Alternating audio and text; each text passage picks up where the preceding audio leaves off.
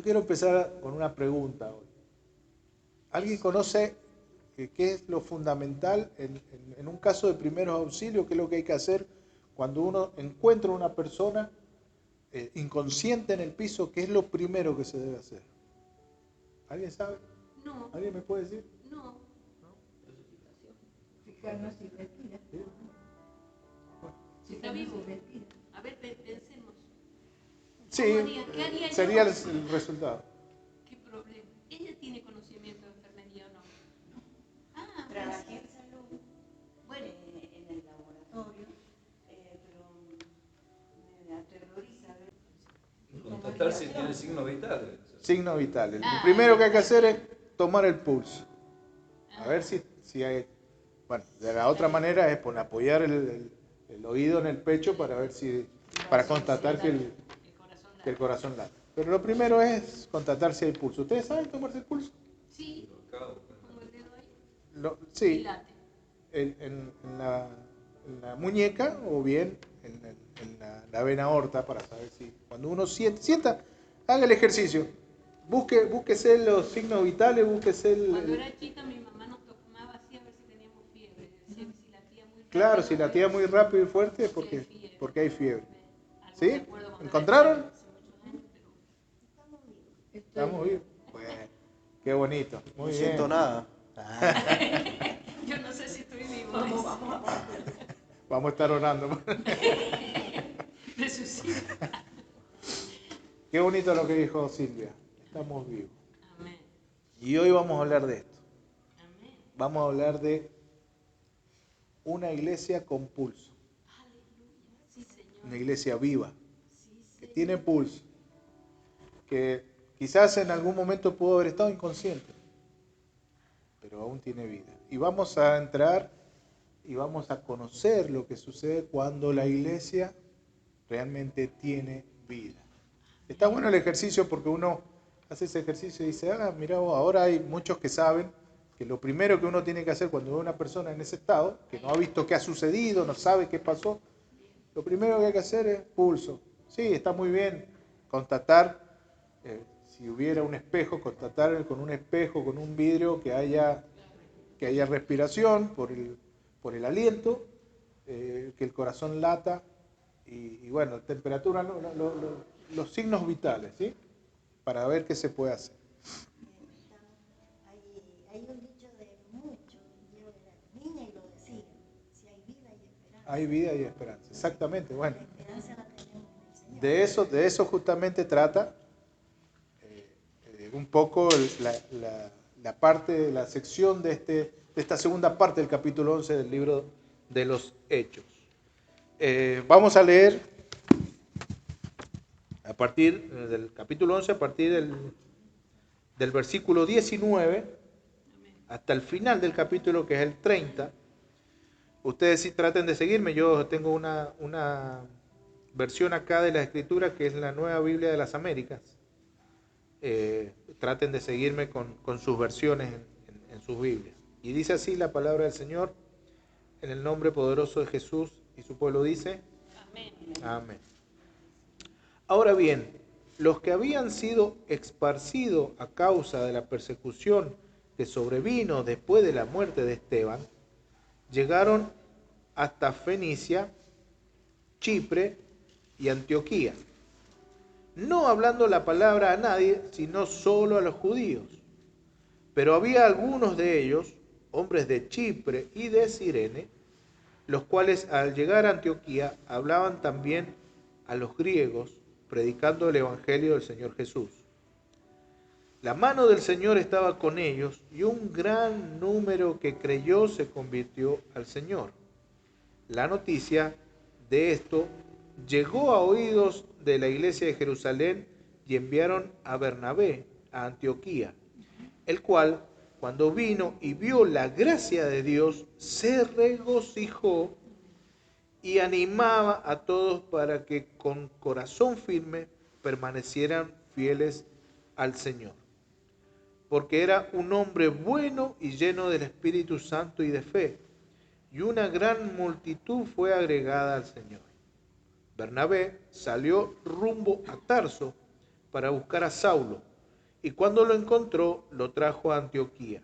Y se reunieron con la iglesia por todo un año y enseñaban a las multitudes. Y a los discípulos se les llamó cristianos por primera vez en Antioquía.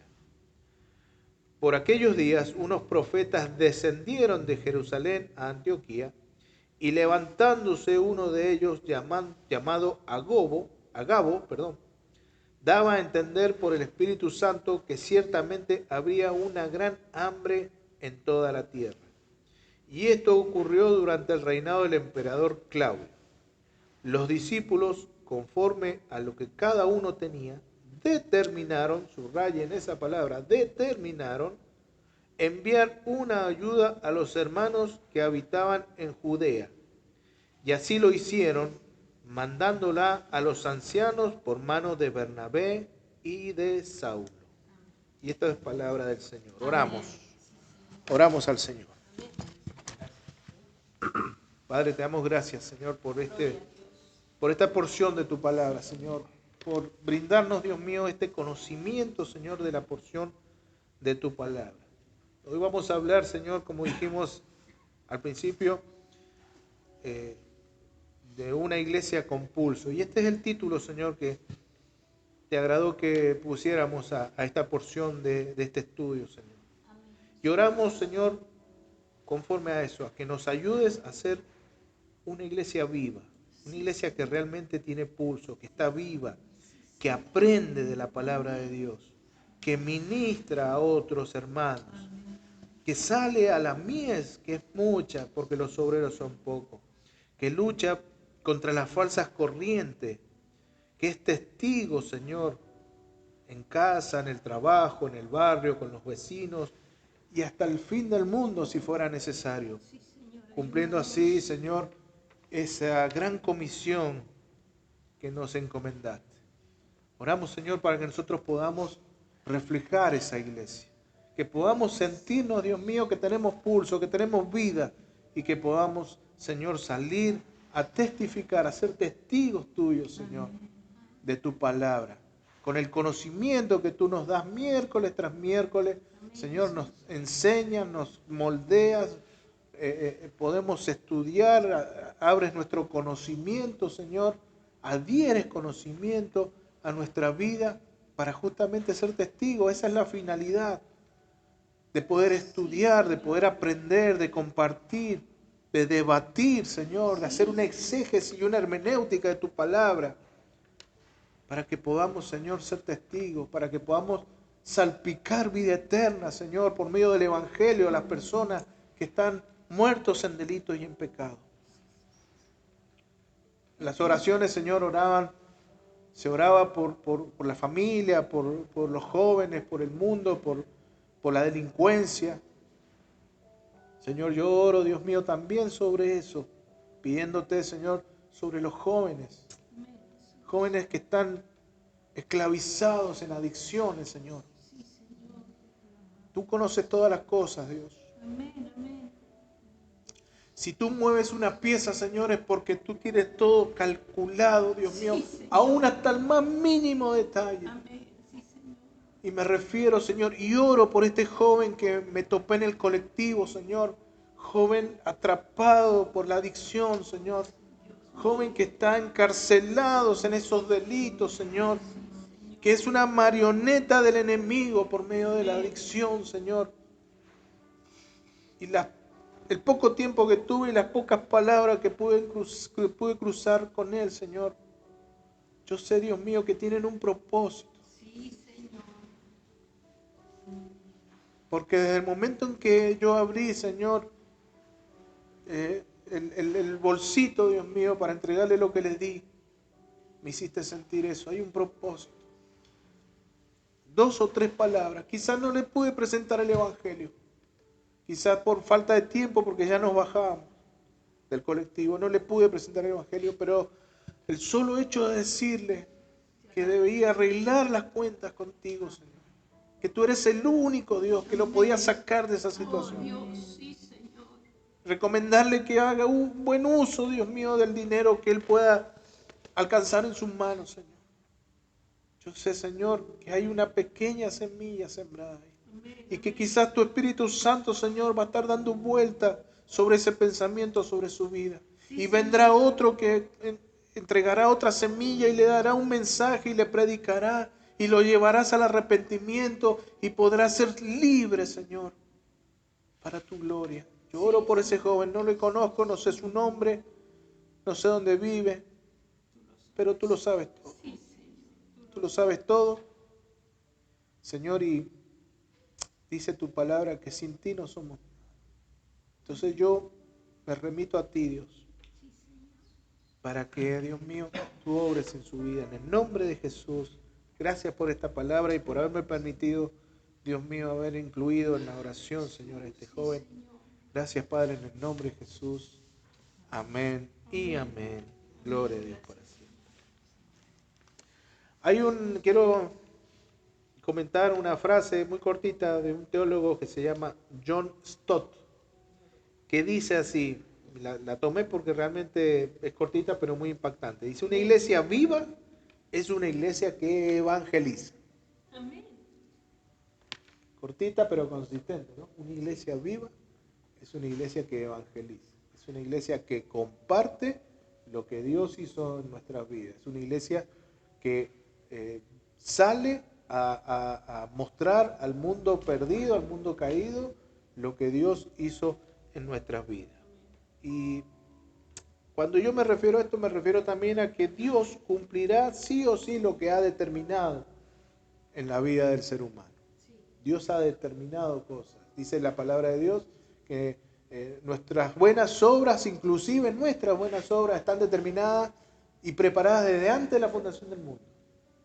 De antemano ya están preparadas para aquellos que nos convertimos al Señor y entregamos nuestra vida, esas buenas obras de agradecimiento que nosotros hacemos por una vida redimida, por una vida convertida al Señor, ya están preparadas de antemano. Entonces Dios realmente va a cumplir lo que Él ordena, de lo que Él quiere y lo que Él ha determinado sobre la vida y sobre todas las situaciones.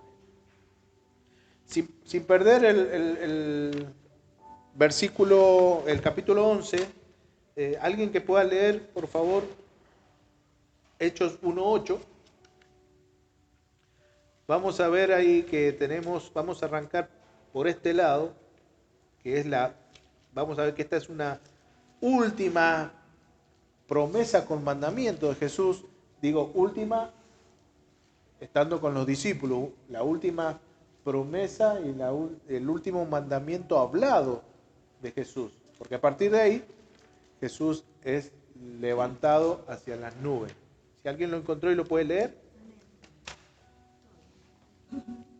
Pero recibirán poder cuando el Espíritu descienda sobre ustedes y serán mis testigos y le hablarán a la gente acerca de mí en todas partes, en Jerusalén, por toda Judea, en Samaria y hasta los lugares más lejanos de la tierra. Esta es la nueva versión. Amén. Fíjense, ahí Jesús está dando una promesa con mandamiento, porque arranca diciendo y recibiréis poder. Ahí está la promesa. El mandamiento es y me seréis testigos. Es un mandamiento. Después de ese mandamiento que él expresó, fue ascendiendo a los cielos. Fue el último mandamiento hablado que él dejó a la iglesia, a los discípulos aquí en la tierra. Y fuimos llamados a eso, justamente, a ser testigos. Y seréis testigos, me seréis testigos en Samaria, en Judea y hasta lo último, primeramente en Jerusalén y hasta lo último de la tierra. Fíjense que Jesús dice, yo les doy este mandamiento, ustedes tienen que salir, ustedes necesitan salir, necesitan ir y compartir. No se dieron cuenta acá los discípulos, pero ya Jesús había incluido a la raza gentil, por así decirle, había incluido a los que no eran judíos, porque dijo hasta el fin de la tierra, hasta el fin del mundo, ya había incluido. Y eso es justamente lo que nosotros hemos sido llamados, a testificar, a ser testigos. Pero él aclaró primero diciendo, yo no los voy a dejar solos, les voy a enviar poder, que es el Espíritu Santo. Que la Biblia aclara que el mismo Jesús dijo que es uno como Él. O sea, no es menor. Él dice, viene uno como yo, que es el Espíritu Santo, quien ustedes lo van a recibir y van a recibir poder para salir a testificar. Testigos llenos del poder de Dios. Y esto ocurre ya en el capítulo 2, de hecho, que cuando ellos están orando y ayunando en comunión en el aposento alto, desciende el fuego del Espíritu Santo, son bautizados, son llenos con el fuego del Espíritu Santo y comienza allí el Pentecostés que nosotros conocemos, comienza ahí la llenura y el poder que Jesús había prometido en el capítulo 1, versículo 8 de Hechos. Pero ¿qué pasó? A partir de ahí, los apóstoles se quedaron en casa. Se olvidaron de ese mandamiento. Recibieron la promesa y como todos nosotros recibimos una promesa de Dios, todos contentos y saltamos de alegría. Pero cuando tenemos que obedecer, cuando llega la hora de decir, bueno, hay un mandamiento, tengo que hacer esto, ahí nos olvidamos, ahí nos dormimos en los laureles. Y a partir de esto pueden salir 3 pensamientos de que por qué se quedaron en Jerusalén, por qué no salieron, como Jesús le dijo, a Samaria, a Judea, a Jerusalén y hasta los confines de la tierra. Podríamos decir que la primera había un problema de racismo.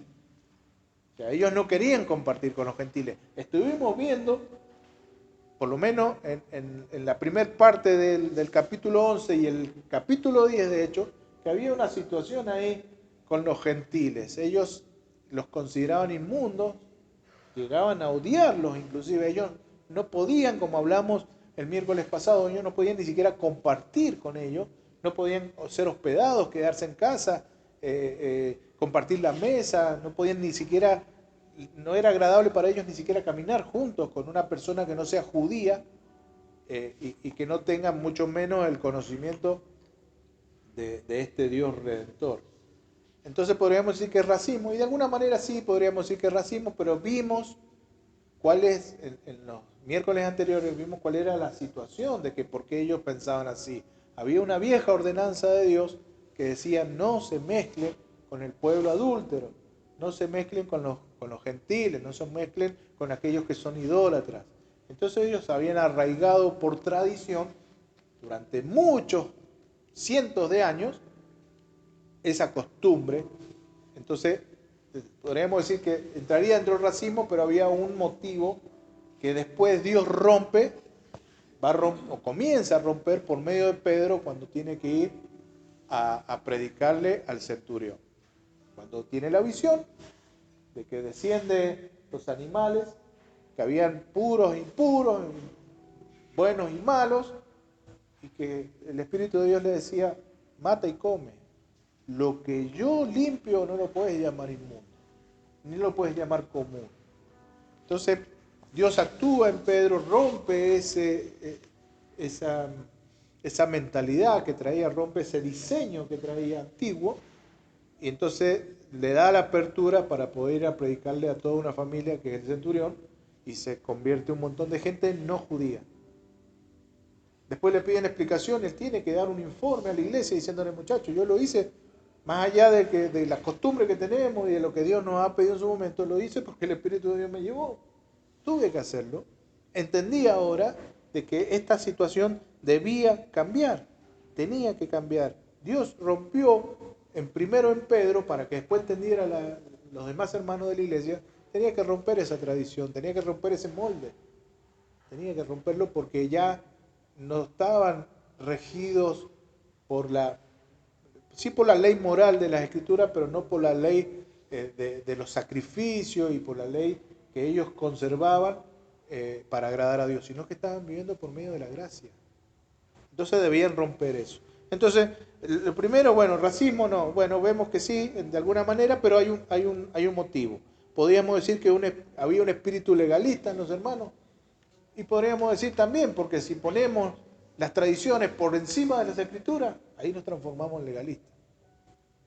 Y no es legalista únicamente aquel que tiene una religión que ostenta tener su cabeza mayor en Roma. Nosotros mismos podemos ser legalistas.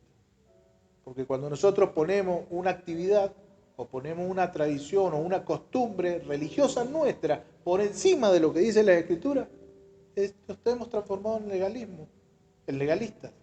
Y de hecho es una herencia, esto es para otro tema, pero es una herencia heredada justamente de Adán y Eva. Los primeros legalistas fueron Adán y Eva, porque pusieron por encima de la orden de Dios que el fruto era bonito.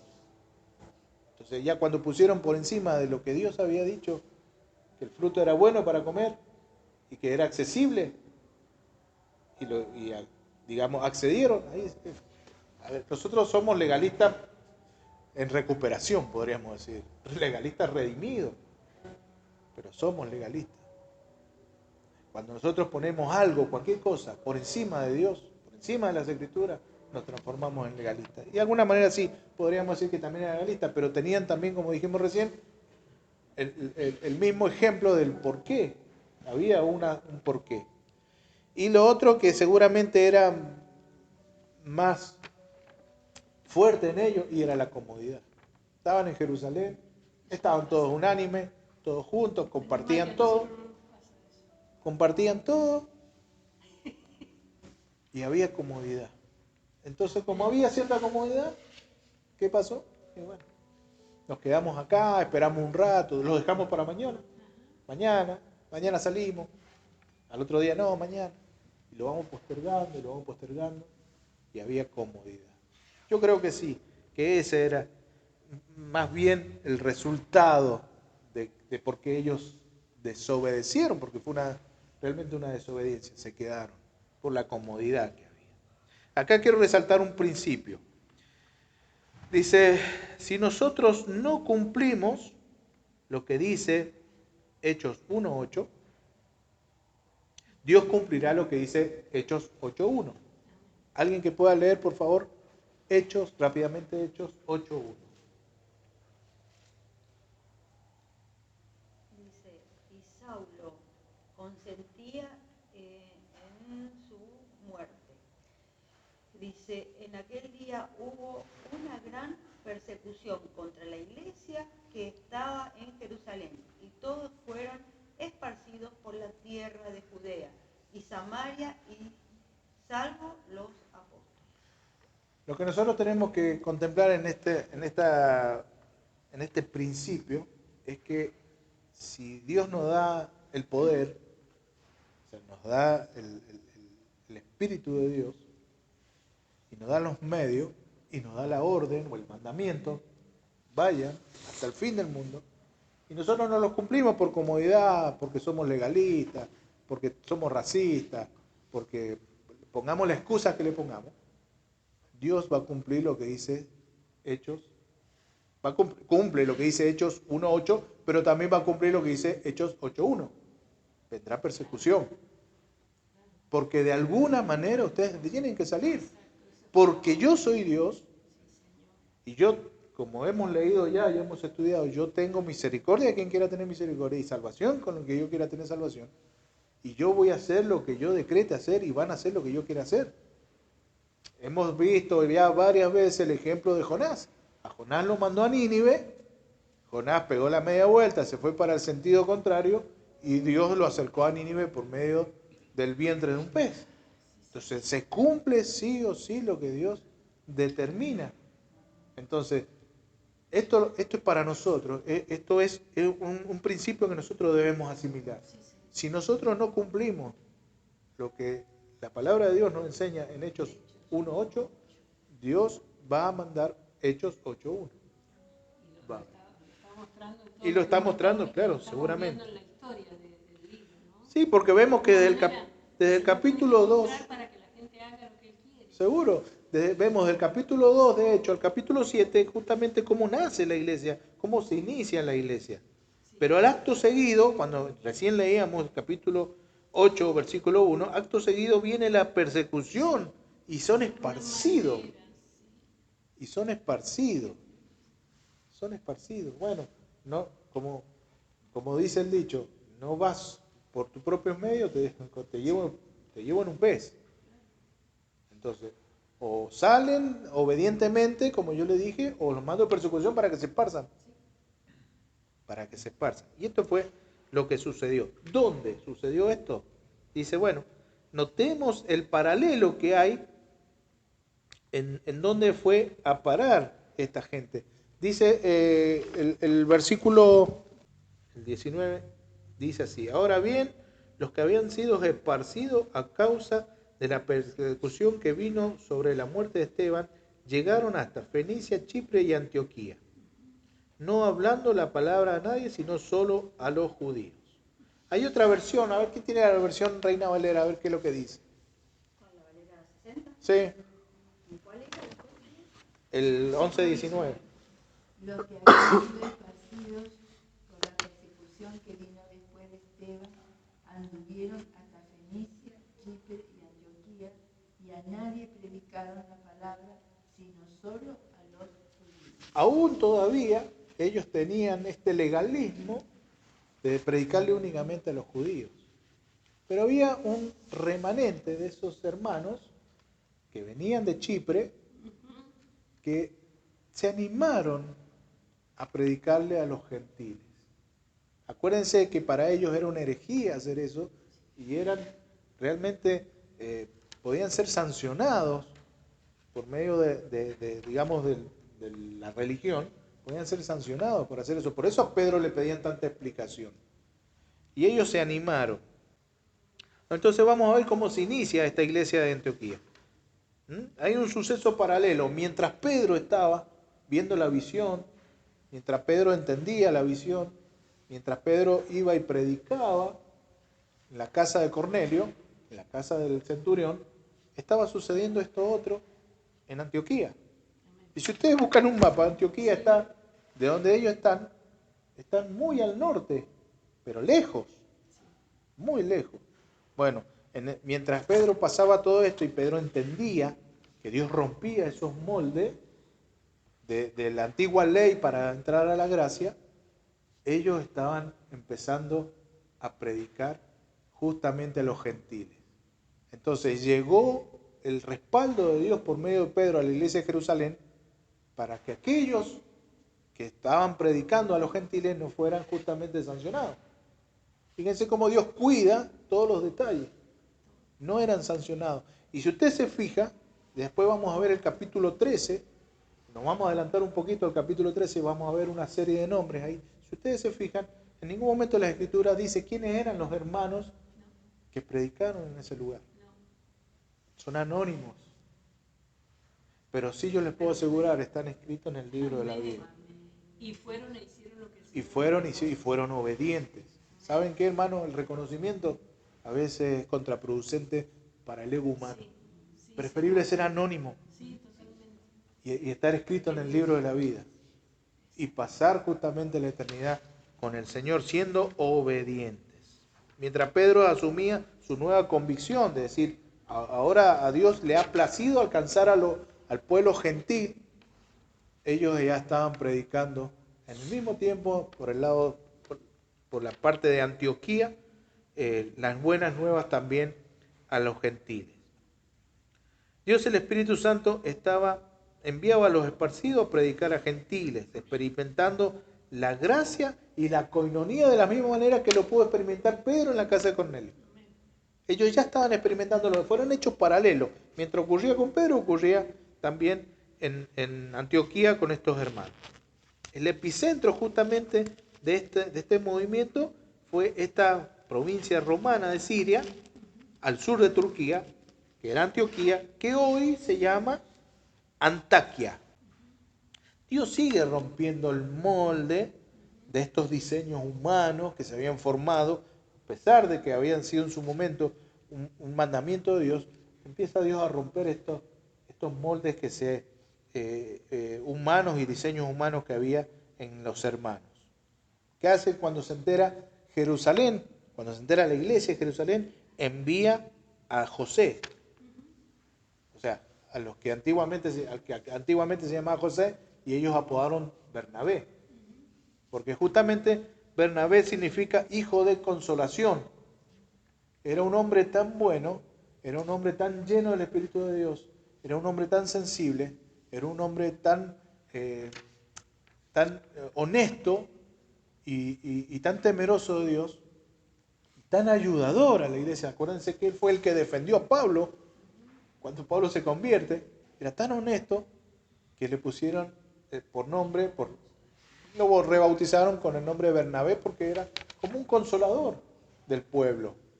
Era una persona que iba y traía palabras de aliento y consolaba. Ese hombre fue enviado entonces a ver qué es lo que estaba sucediendo en Antioquía.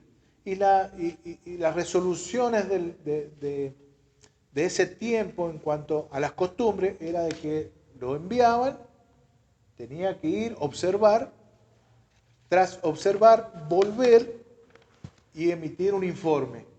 Decir qué es lo que estaba sucediendo, contar qué es lo que estaba pasando. Sin embargo, no fue lo que hizo Bernabé. O sea, Dios sigue rompiendo con las estructuras y con los moldes humanos. ¿Qué es lo que hizo Bernabé? Bernabé no se vuelve.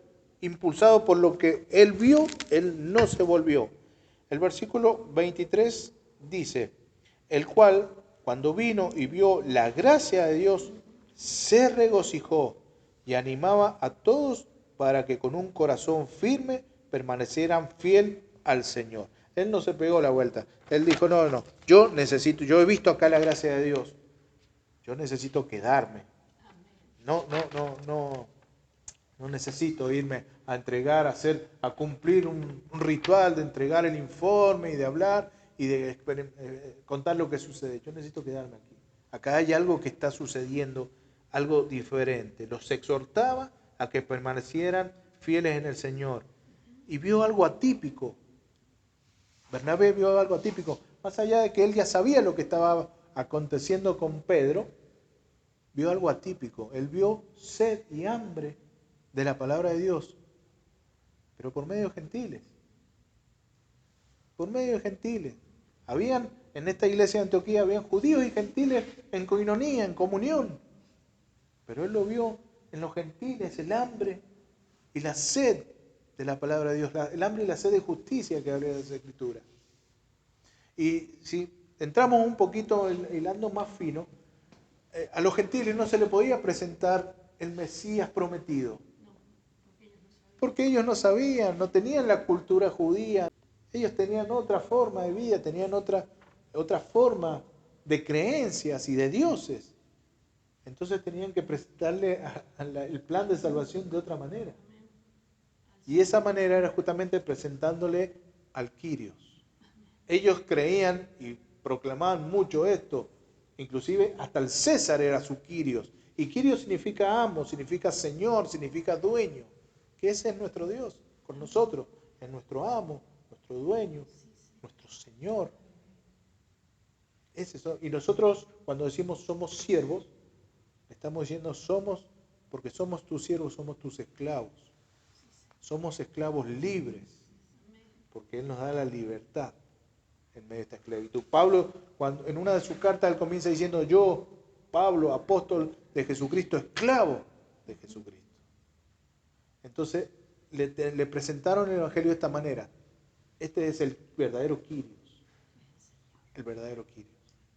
Cuando nosotros vamos a evangelizar a alguien, debemos conocer a ver de qué manera se mueve, qué creencias tiene medianamente esa persona para presentarle el Evangelio. No le podían presentar a un gentil un Mesías porque ellos no esperaban ningún Mesías. Debían presentarle a un Dios que era el Kyrios, era el Señor de todo, de todas las cosas. Bueno, y otra cosa que vio también Bernabé, además de este hambre por la palabra de Dios, vio también la necesidad de hacer discípulos, de discipularlos. Por eso se quedó. Por eso tomó la decisión de no volver con el informe a Jerusalén, sino quedarse. Y ante esa necesidad también salió, o sea, no tan solo tomó la determinación de quedarse, sino que también puso en marcha, con movimiento, lo que él tenía que hacer y salió a buscar a un compañero. En este caso, hasta el momento llamado Saulo, que después nosotros conocemos como el apóstol Pablo. Entonces sale a buscarlo para que le brinda apoyo, y dice la Escritura, en lo que hemos leído, que por un año entero ellos están ministrando y están enseñando y discipulando a la iglesia de Antioquía. Pero la iglesia de Antioquía ya tenía una base sólida. Lo único que ellos necesitaban era tener esos detalles que se lo podía brindar el conocimiento que traía Bernabé y también Saulo. Vamos a ver 7 características rápidamente, 7 características de esta nueva iglesia en Antioquía. Y vimos el miércoles pasado el inicio de la Iglesia Cristiana Universal. De la Iglesia Cristiana Universal digo cuando está compuesta por judíos y por gentiles. El inicio de la iglesia en la conversión de Cornelio. Pero ahora vamos a ver la plantación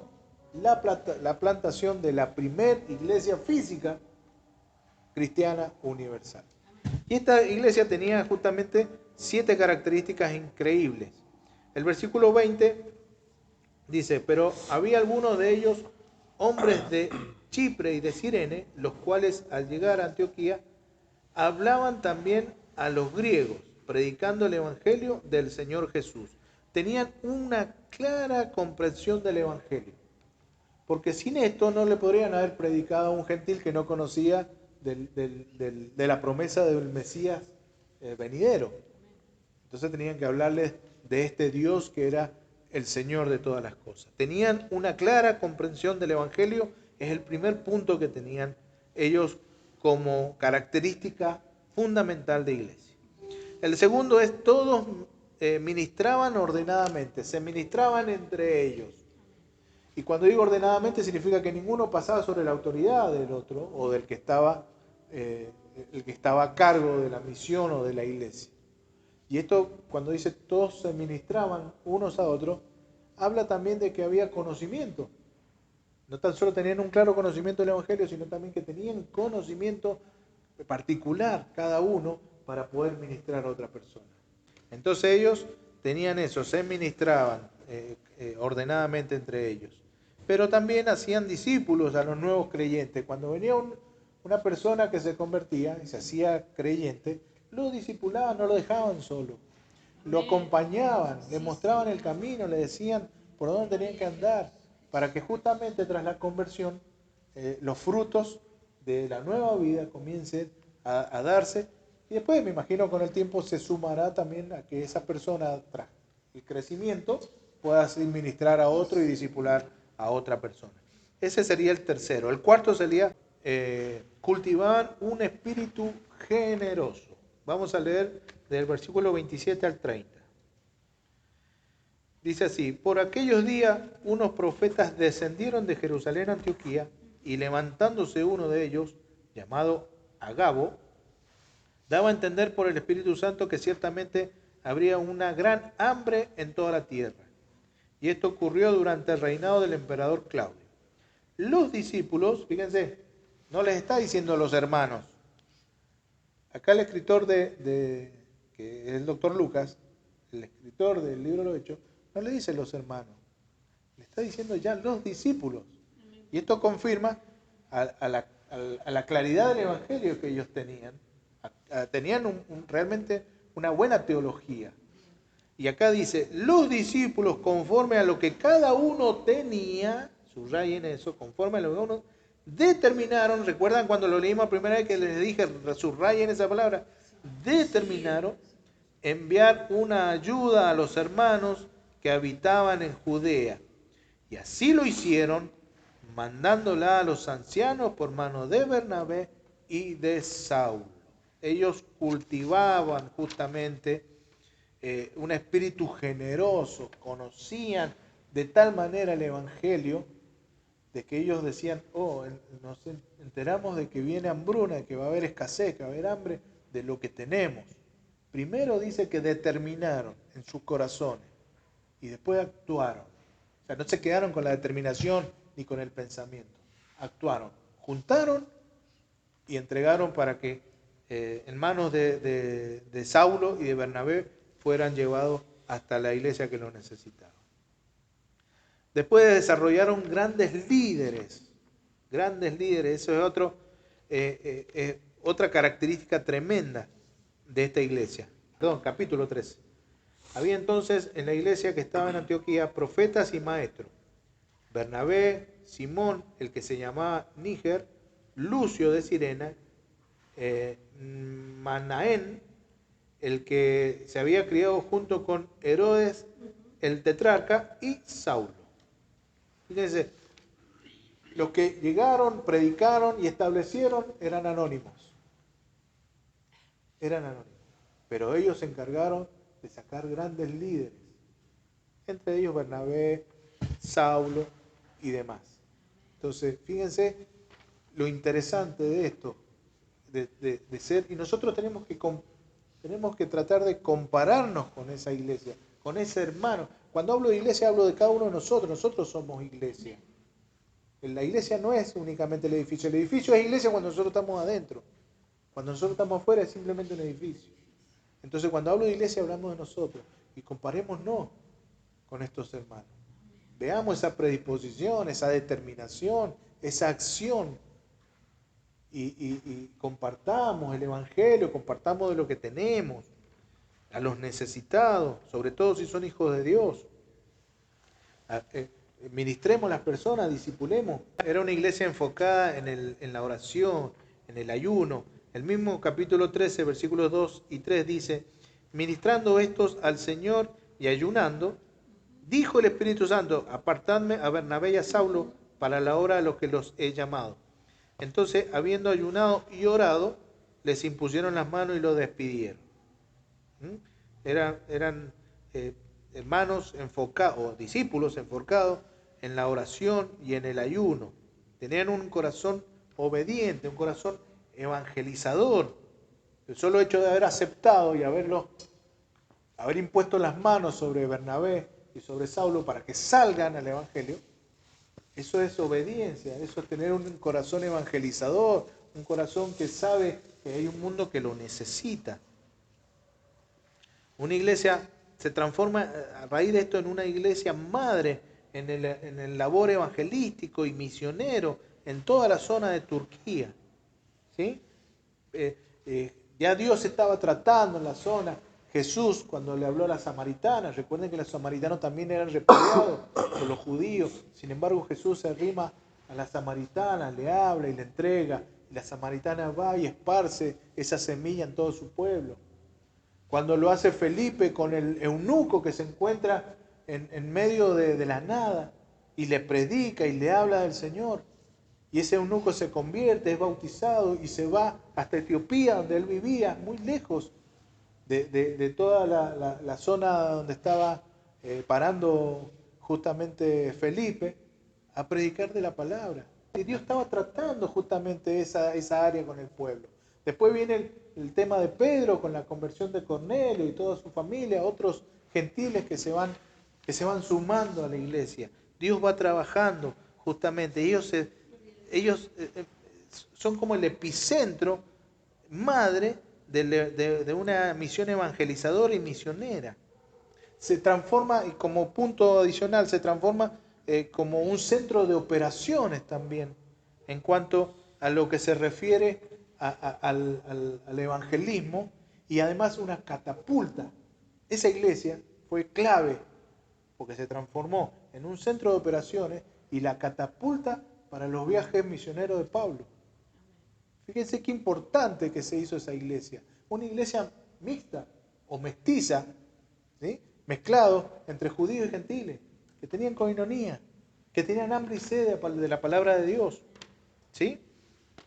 Dispuestos a sacrificar todo por el evangelio, porque ellos sacrificaron todo. Recuerden que Bernabé y Saulo vinieron, estuvieron un año con ellos, predicándoles, hablándoles, enseñándoles. Eran sus mejores hombres. Y ellos los sacrificaron. Sacrificaron, decir, bueno, que salgan también ellos a otras naciones, a otras personas que necesitan, que funden otras iglesias. Sacrificaron sus mejores hombres. Es como si a nosotros nos dijeran los mejores hombres, bueno, el pastor Jorge y los mejores pastores acá han sido llamados para salir. Realmente los hermanos van a querer decir, no, si es nuestro pastor, que se quede acá.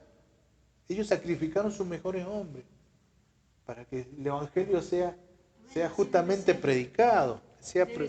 Debe ser así. Exactamente, para que el Evangelio, el Evangelio sano alcance las medidas que Dios quiere tener. Y la pregunta es, ¿dónde estamos nosotros? ¿Dónde estamos nosotros? Por eso yo decía que nosotros debemos evaluarnos a nosotros mismos como iglesia, a ver si nosotros estamos dentro de estos parámetros. ¿Dónde estamos nosotros? Sí, esto nos tiene que mover a nosotros, a pensar, a decir, wow. Sí, justamente no ha sido un estudio profundo en cuanto a historia, pero justamente porque Dios quiere esto que veamos, ¿dónde estamos nosotros parados? Nosotros, los que estamos aquí, los que miércoles tras miércoles, aguantando el calor, aguantando el frío, aguantando las responsabilidades que nos quedan atrás, aguantando el sueño, el cansancio, estamos aquí predispuestos a aprender. ¿Dónde estamos nosotros? ¿Sí? ¿Qué hacemos con lo que vamos aprendiendo miércoles tras miércoles? ¿A quién estamos ministrando nosotros? ¿Nos movemos? ¿Hacemos algo? ¿Luchamos contra las corrientes del error, hermano? Cada día se levantan nuevos falsos profetas, nuevos falsos maestros. La corriente del error cada vez va inundando más la sociedad y aún al mundo cristiano. ¿Dónde estamos nosotros? ¿Luchamos contra ello? ¿Estamos siendo realmente testigos, como decíamos en la oración al principio, en nuestra casa, en nuestro trabajo, con los vecinos? ¿Realmente hablamos? Si es necesario que Dios nos mande a los confines de la tierra, ¿iríamos hasta allí? ¿Seríamos testigos realmente de Dios? ¿Nos preparamos más y más a diario? ¿Leemos las Escrituras, estudiamos las Escrituras? ¿Nos volvemos a la senda antigua, como dice la palabra de Dios, buscando al Señor en espíritu y en verdad, leyendo, estudiando cada día para justamente poder cumplir? Como dice la Escritura, nosotros debemos cumplir y manejar con exactitud la palabra de verdad. Manejarla con exactitud, no con medias frases o medias verdades, con exactitud la palabra de Dios. Y si todavía hay mucha gente, todavía hay mucha mies para que nosotros podamos alcanzar. Hay mucha mies. Y esa es la reflexión de este estudio de hoy. Vemos una iglesia que se transforma después de la Jerusalén en la iglesia líder en cuanto a que es una iglesia mixta, ya de judíos y gentiles. Ya la iglesia realmente universal cristiana está establecida y se transforma en una catapulta misionera, una catapulta evangelizadora. Antes no había diferencia entre evangelismo y misiones, era todo lo mismo. Nosotros hemos separado, yo soy evangelista, no, yo soy misionero. Es lo mismo. El evangelista va y evangeliza y también puede plantar una iglesia. Y después como Saulo y Bernabé, después de un tiempo se irá a otro lado, porque dejará gente a cargo, levantará líderes. Entonces yo quiero que ahora en esta conclusión cerremos los ojos para concluir, porque Dios realmente nos deja un legado, nos deja una enseñanza, nos deja un legado. Y quiero que profundamente podamos evaluarnos y pensar en esta pregunta: ¿dónde estamos nosotros con respecto a todo lo que hemos aprendido hoy? ¿Sabe? El mayor legado que tiene una iglesia no es la capacidad de la gente sentada. Es más bien la capacidad de la gente que se envía o que cumple la comisión que Dios nos ha dejado allí en Hechos 1:8. Si en esta ciudad, como dije anteriormente, hay gente perdida, entonces aún hay mucho trabajo por hacer. Mucho trabajo por hacer. Siempre tenemos una oportunidad. Y de alguna manera Dios me confirmó todo esto con el muchacho del colectivo. Una oportunidad. Por breve que pueda ser, Dios se encarga de mantener esa semilla y hacerla germinar. Entonces empecemos quizás orando para que Dios nos guíe, para que nos ponga el hambre por las mies, la pasión por los perdidos. Nosotros debemos identificar a la gente que necesita del Evangelio, invertir tiempo en oración por ellos, hacer una lista quizás, incrementar la posibilidad de hacer discípulos de los mismos hermanos, hacer nuevos discípulos que se formen, buscando como Bernabé salió a buscar a Pablo, a Saulo, buscar un hermano que tenga el mismo sentir para formar discípulos. Bernabé no lo hizo solo, buscó a Pablo. Ya con esto cerramos. ¿Sabe qué? Hay algo peor que estar perdido. Perdido en delitos, perdido en pecado, perdido en la condición caída de este mundo. Y hay algo peor que estar perdido. Y es estar perdido y que nadie nos esté buscando. Que nadie nos esté alcanzando. Que nadie nos esté predicando. Y hay algo peor que no ser cristiano. Es creer que somos cristianos y realmente no lo somos. Por eso necesitamos nosotros realmente evaluarnos. Pensar. Dios nos ha dejado este legado. Juan 20:21 dice, como el Padre me ha enviado, dijo Jesús, yo los envío a ustedes. Y es una orden, es un mandamiento. Como el Padre me envió a mí, yo los envío a ustedes. ¿Realmente estamos conscientes de ese mandamiento? ¿Realmente estamos conscientes del último mandamiento hablado aquí en la tierra por Jesús cuando dijo, y me serán testigos en todo Jerusalén, en Samaria, en Judea y hasta los confines de la tierra?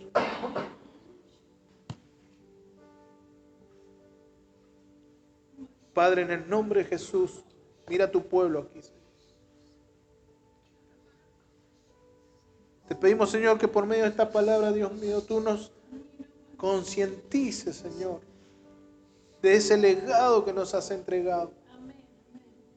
De que debemos, Señor, poner nuestra fe en acción, Dios mío, para cumplir tus mandamientos. Es hermoso recibir, Señor, de todas tus bendiciones, Señor, y de todas tus promesas.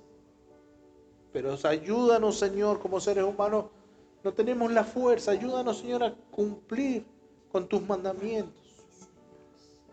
Ayúdanos, Señor, a aprender de tu palabra, a tener la sed como tenía esta iglesia por la palabra de Dios, de conocimiento, de escudriñar las Escrituras, de tener una vida de oración, una vida de ayuno, tener una vida, Dios mío, sensible a la necesidad del que sufre, del que no tiene a Dios, por más que sea millonario y crea tener todas las cosas, le falta lo principal, a Dios y la vida eterna.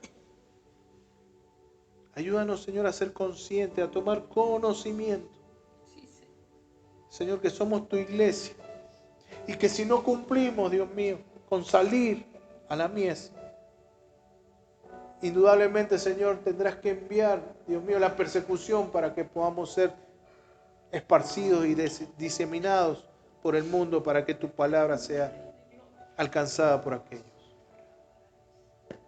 Ayúdanos, Señora, que hermanos se contagien del Espíritu, Dios mío, de administración, Señor, y de discipulado a otros. Que busquen a otro hermano, Señor, con el mismo sentir, Dios mío, para que entre ambos, como lo hizo Bernabé y lo hizo junto con Pablo, ministren y discipulen a esa iglesia, puedan discipular a ese hermano que necesita, hermano que es nuevo. Padre, todo esto, Señor, lo entendemos ahora por medio de tu palabra. Porque tú nos has hablado. Te agradecemos, Señor. Y creemos que tú pondrás en nosotros tanto el querer como el hacer. Por tu buena voluntad. En el nombre de Jesús. Gracias, Señor. Amén. Gracias.